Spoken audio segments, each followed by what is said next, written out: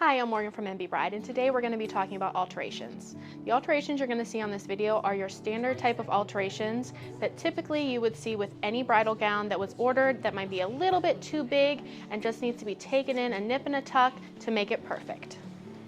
You're going to see here that the side seams are a little bit too large, and then there is some adjustment that needs to be made in the bust with the cups and with the straps.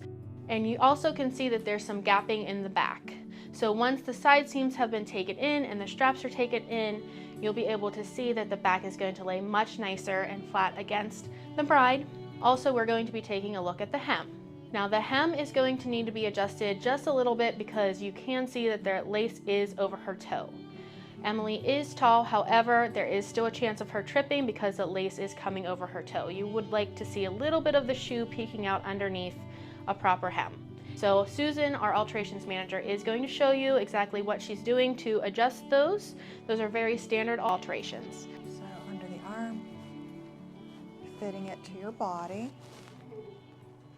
They do put a shaping boning up the dress so that it keeps this seam nice and straight. So once it's fitted, it'll lay next to her skin. Every layer gets taken in the same. Looks like the lining is there that I'm not able to get a hold of. That we do the same adjustment on every seam as we go down and shape the skirt.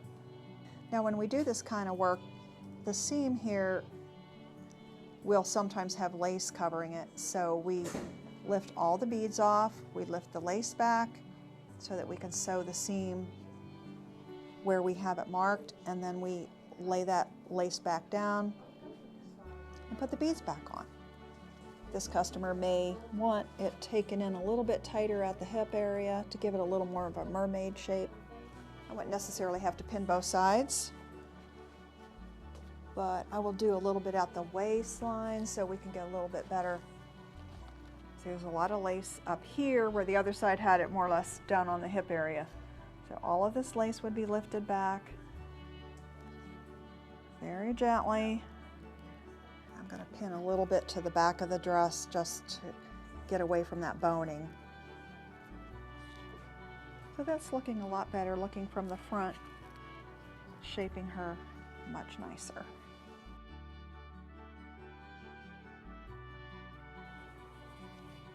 So to get her adjusted, what we did is we pinned the shoulders. Typically the same amount is done on both sides, unless this girl would have a little bit higher shoulder, and then maybe not as much on that side to get the dress to sit evenly. A lot of girls are a little bit different from side to side. This dress does not need a bust dart, but many times we need to shape it in through here to give the bust a nice shape. Sometimes we have to take fullness out of the cup area as well, and many times we do a dart underneath the bust to get this to fit a little closer to her body. Of course, having the proper shoes at your fitting is most important. The right shoe that you're going to wear with your dress. Okay, go ahead and hold that up for me. All right, so she is pretty tall, so we're really not going to be hemming it hardly at all underneath, but you really want to get a little bit more off of this one for her. I would hem it about a ½ inch just so she doesn't step on the inside layer.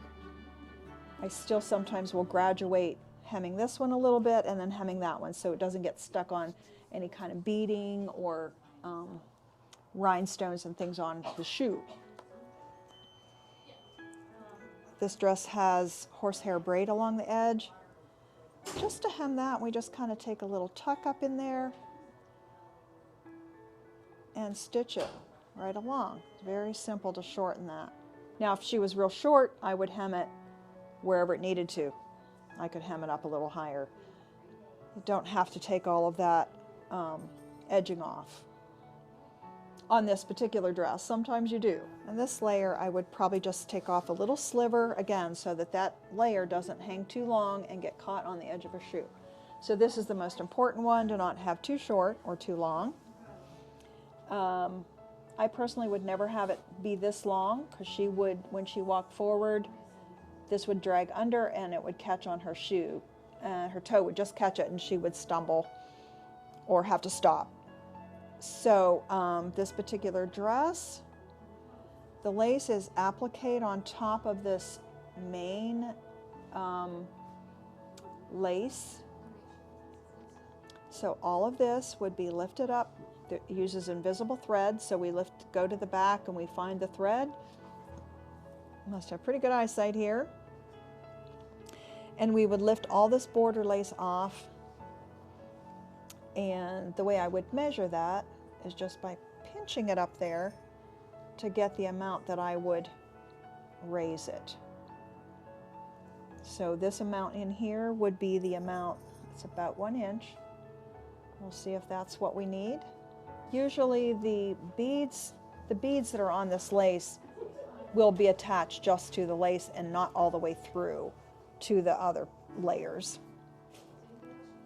So yeah, that's just about right. You want that bottom to be off the floor.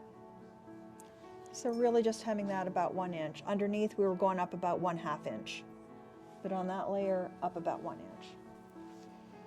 Okay, we'll just pull that up. Every dress has to be bustled a little differently based on the shape of the bustle, the shape of the fullness. It can have as many as 22 buttons and loops. It can have as few as 3 to 5.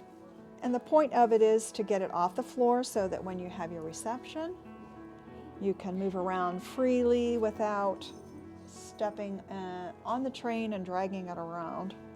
We'll put little buttons up along here, little clear, pretty buttons, and then loops would be attached to the train, and then we would blend the hem into the front. So when it's all finished, it's just off the floor all the way around. This would be the look of the party dress for her reception. Give her a nice free flow. You want to turn around real slow, and it needs adjusted. It's not perfect, just for our demonstration purposes, but the lace would come all the way down the back. These are the standard alterations needed for most brides. However, every bride is different and every body type is different. So some brides may not even need these alterations, while others may need more.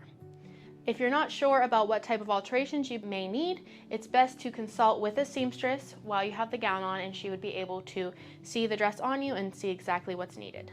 All gowns do come in needing to be altered. Typically, no dress is going to fit perfectly without alterations.